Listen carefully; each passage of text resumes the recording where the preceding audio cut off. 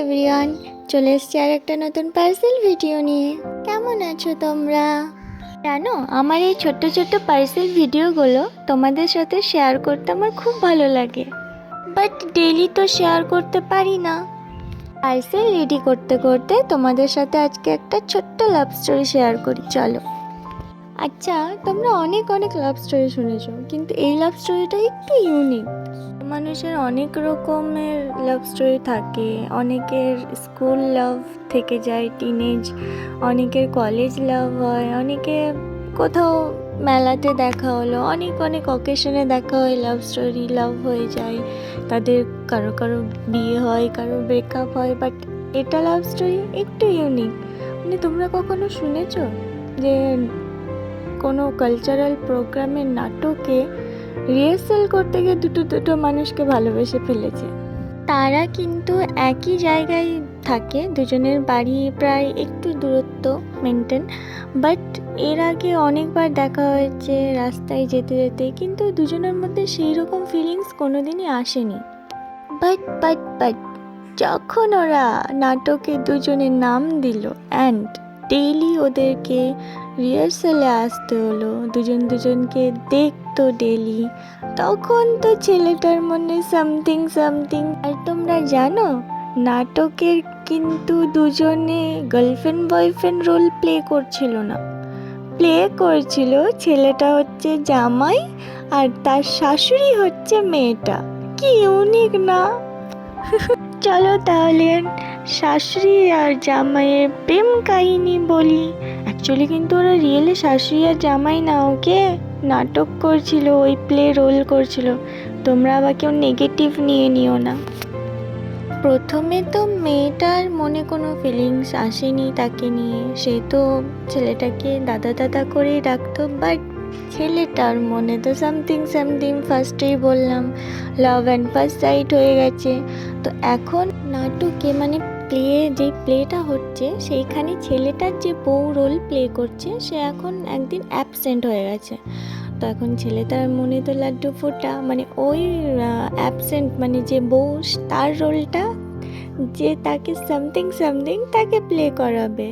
তারপর থেকেই মেয়েটা বুঝতে পারতো যে যখনই সে আসছে, যখনই সে কোনো প্লে করছে, ছেলেটা তার দিকে তাকাতো। মানে কাউকে যদি ভালো লাগে তার দিকে, বুঝতে পারবে যে হি ইজ লাইক মি। তো এরকম একটা ব্যাপার মেয়েটা বুঝতে পারতো, কিন্তু কোনোদিন কোনো কিছু বলতো না।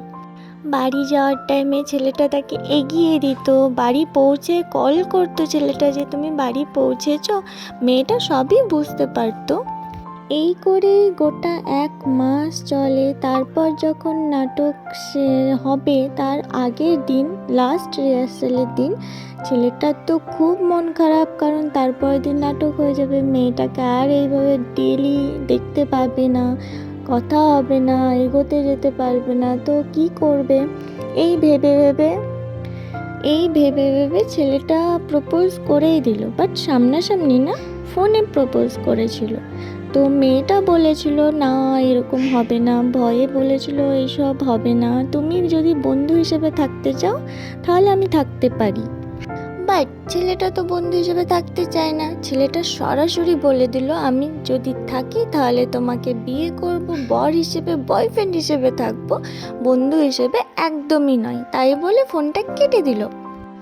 বাট ওই যে বললাম, মেয়েটাও হালকা হালকা লাইক করতো, সবই বুঝতে পারতো, কিন্তু বলতো না কিছু। মেয়েরা আসলে আগে থেকে তো কিছু বলে না, তাই না? আর ছেলেরা যখন প্রপোজ করবে, মেয়েরা তো একটু নকরা দেখাবেই, এটাই স্বাভাবিক।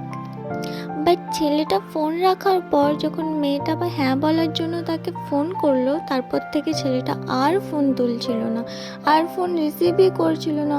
2 দিন 3 দিন 4 দিন এইরকমভাবে 5-6 দিন চলে গেছে। তারপর মেয়েটা ডাইরেক্ট ছেলেটার বাড়ি এসে ছেলেটাকে হ্যাঁ বলেছে। প্রথমে তো ছেলেটা সকালবেলায় উঠে মেয়েটাকে দেখে অবাক হয়ে গেছিলো যে আমি তো এ না বলাতে আমি রাগে ফোন কেটে দিয়েছিলাম, হঠাৎ একদম সকালবেলায় এসেছে, বাট হ্যাঁ বলে দিয়েছিল। কত কিউট লাভ স্টোরি, তাই না? জানি না আমি ওদের লাভ স্টোরিটা কতটা গুছিয়ে বলতে পারলাম, বাট যখন দাদাটা আমাকে পার্সেলটা অর্ডার করার সময় এই গল্পটা বলেছিল, আমার তো খুবই সুন্দর লেগেছে, তাই আমি তোমাদের সাথে শেয়ার করলাম।